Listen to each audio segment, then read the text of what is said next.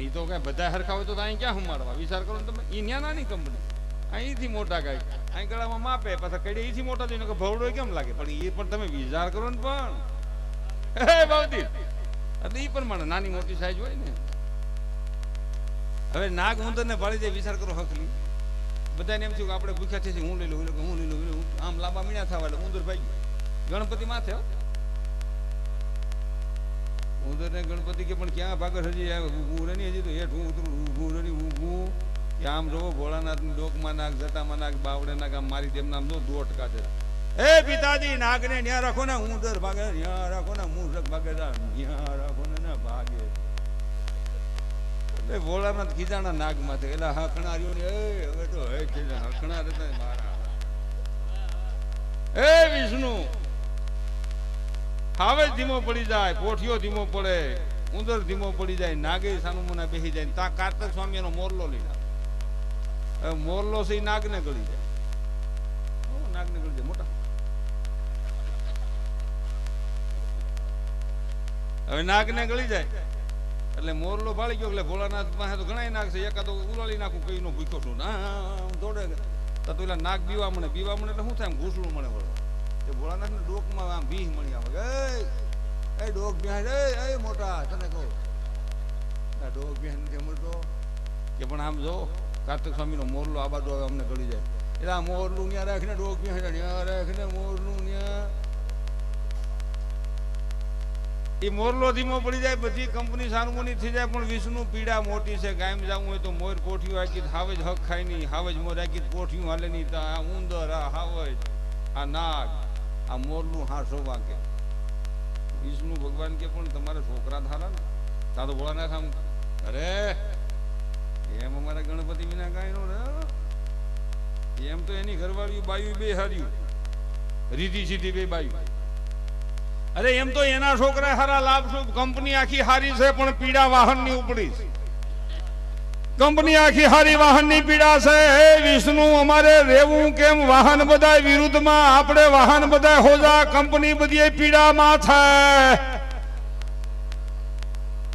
આપણે વાહન બધા હોજા જાજે ભાગે. ક્યાંક ક્યાંક કંપની બહુ પીડામાં. વાહન તો રાજદૂત મોટરસાયકલ કોઈ હવે સોરે નથી લેતા.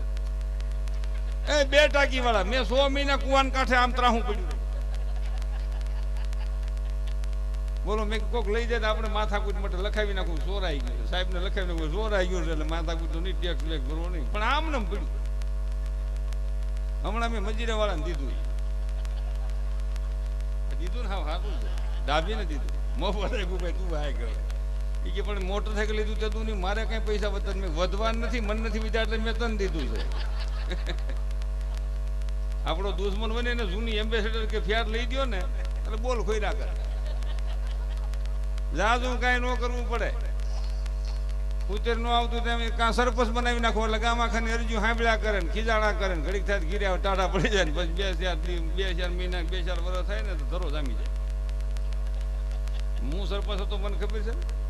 ખેતર જાઉં તો ધરો આમ કહેતો આવો આવો, એ માંડવી ની ઉપર ધરો વેચ આવો આવો. કેમ આજ આવ્યા આટો દેવા? નથી કોણ જવાનું, ઓફિસે જવાનું નથી. ઠીક છે, ભગવાન કરે હાજુ બધા એમ તો કરવું જોઈએ બધું. પણ તમે જોવો માણા મૂકે કેરીની ગોઠલીમાંથી ગોઠલી કાઢીને મુખવાસ કરી નાખે ને માણા. બોલો, લ્યો કેસર કરીને ગોઠલીને મુખવાસ લ્યો ને, તમને કહું છું બાપુ લ્યો. માણાનું કામ જ એવું તમે આપણ કેસર નકર આંબાને શું હતું કે મારો વંશ પેલો આપું છું કેરી એટલે કેરીનો રસ ખાઈ જાય ને ગોઠલી વાવશે મારો વંશ તો વધશે ને. પણ માણા મૂકે આમ કઈને કાઢી નાખીને કટકા કરી નાખી. રાજદૂત મોટરસાયકલ ની દિશામાંથી કરી નાખી. બોલો, પેટ્રોલિયમ વાહન એને 2 ટાંકી કરી, પેટ્રોલ શું ગાડે ને ગાંઠલેટ ચાલુ કરે. એટલે માણા એટલે બુદ્ધિઓ, બુદ્ધિનો કટકો. પણ આમાં અમે એમ જ છે ને, બોલો વિચાર કરો, આમાં અમે તમને હું સમજાવી દઈશું, હું ગાઈ દઈશું, પણ તોય ખબર ગયો માણા મૂકે. હે ભાઈ, એટલે બધી ભગવાનની મહેરબાની છે, આલી જાય ગાડી. ઠીક, ભગવાન કરી હાસિલ. પણ બીજી વાત એ કરતો હતો, ગાંઠેથી મોટરસાયકલ મારે વેતું થાય ને ઘીરે આવું નથી થવું. માણસનો ભરોસો કેમ? કે તમે પેટ્રોલ હુંગાડો છો ને પછી ગાંઠલેટ ચડાવો છો નળીમાં ને એટલે વહમું લાગે. તો એને મેં ફોહ લાવ્યું, વેતું થઈ જાય એટલે આમ પેલો કાક હોય ને એ કાક ફેરવી બીજો કાક કીધો. પેટ્રોલ આપ્યું એટલે વેતું થઈ ગયું સડકે સીડ્યું ને આમ થોડુંક હાલ્યું ને ગરમ થયું ને એટલે એ કાક બંધ કરીને ઉઈલો ચાલુ કર્યો. ઉઈલો ગાંઠલેટ તમે ચડાવો ને પછી લીવર મારો ને એટલે પિસ્ટન મને બોલવા, પિસ્ટન મને તરલાટી કરવા. એ કે હું નતો કહેતો તમે ગાંઠલેટ જ હું કાઢશો પાછો, નતો કહેતો. બાણા મૂકે. પણ હવે મારી બહેનો એટલી બેઠી છે એટલે મારે એક ઈ વાત કરી છે. આટલા બધા વડીલો બેઠા છો એટલે હું જે કાયમ મારા જીવનની વાત છે એ કરવા માંગુ છું. આ બધો આનંદ ખૂબ કર્યા. બેને ખૂબ સારું ગાયું. હજી આપણે બેન રચનાબેન ગયા છે, એ પણ બહુ સારા ભજન ગાય છે, સંતવાણી તેમજ લોકગીત. મેરે દેશ કી ધરતી સોના ઉગલે ઉગલે હીરે મોતી ઉગે, હીરે મોતી ઉગે નહીં પણ હીરા મોતી જેવા પુરુષો આ ધરતીમાંથી પેદા થાય. ઠીક ભગવાન કરે હાશું, પણ આટલી બહેનો બેઠી છે ને આટલા વડીલો બેઠા છે. આજ પરિસ્થિતિ જુઓ, દીકરી હૃદયથી ગમતી નથી, બહારથી જોઈ છે, બધાને જોઈ છે. ક્યાંય બાળકી છે? કેમ? અમારે બાબો છે. બાબો તો અમારે છે. બોલો, એ વિચારવા જેવું. 15-17% દીકરી 20 વર્ષની નીચેની ઘટે છે. કોઈ 15-17-20 ઘટે છે.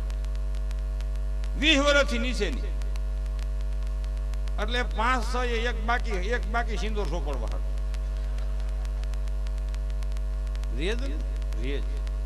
રેવું જોઈએ. એનું કારણ છે કે આ માનવ સમાજે પાપ કર્યું છે. માના ઉદરમાં દીકરીને મારી નાખવાનું, ભ્રૂણ હત્યાનું મહાન પાપ કર્યું છે. માનવ સમાજે પાપ કરે છે. મા બાપ આજ આપણા સંતાનો આ પાપનો સામનો કરી રહ્યા છે. થોડું વિચારવું મિત્રો. ઈશ્વરની ત્યાં ભેદ નથી. દીકરો હું, દીકરી હું. ઈશ્વરને ત્યાં દીકરા દીકરીનો ભેદ નથી. ઈ ઈશ્વરની દેન છે. હું તમે ભેદ માનવા વાળા કોણ? આ બેનો પણ પક્ષપાત કરે છે. સ્ત્રી છે, માં છે, દીકરી છે, બેન છે, બધા પાત્રો બેઠા છે. ઈ પણ પક્ષપાત કરે. માતા તેડ્યા હોય ને આપણે ઘરે તો ઈ ગાયત્રી એમ કે પગલીનો પાડનાર દેજો રના દે, શેડાનો ખેંચનાર દેજો રના દે, ખોળાનો ખૂંદનાર દેજો રના દે. દીકરીનો માગે.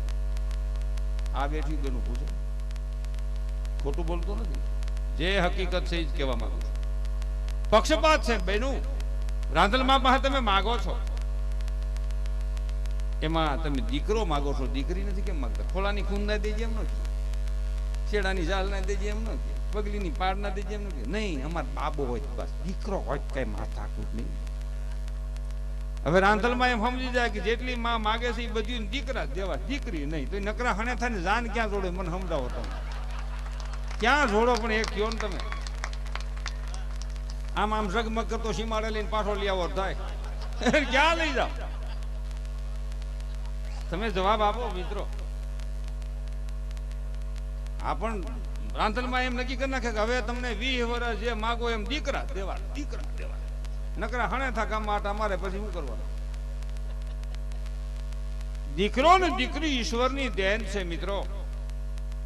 કહેવાનો મારો ભાવાર્થ એમાં જુદો છે. નખરી દીકરીઓ હોય એનું જાહેરમાં સન્માન કરો, એનું સમાજની વચ્ચે રાખો. તમે મહાન છો, તમે ત્યાગી છો, તમે આ રાષ્ટ્રને ખૂબ આપ્યું છે.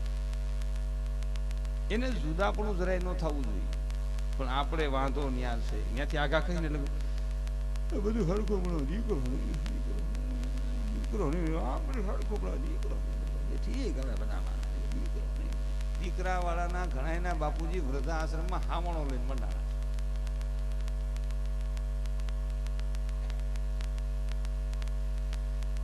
દીકરો દીકરીમાં ભેદ માનવો ઈશ્વર મનુષ્ય દેહ મને તમને આપ્યો છે. દીકરો ને દીકરીમાં ભેદ માનવો ઈશ્વરના ગુનેગાર બરાબર. બીજી વાત, બહુ માણસના મગજમાં એવું ઠાઈ ભરી દેવામાં આવ્યું છે ને કે સંતાન ન હોય અને ગામની માલિકોરા વધારે છે, શહેરમાં ઓછું. કોઈને સંતાન, કોઈ દંપતિ ન હોય, એમાં ઈશ્વરનો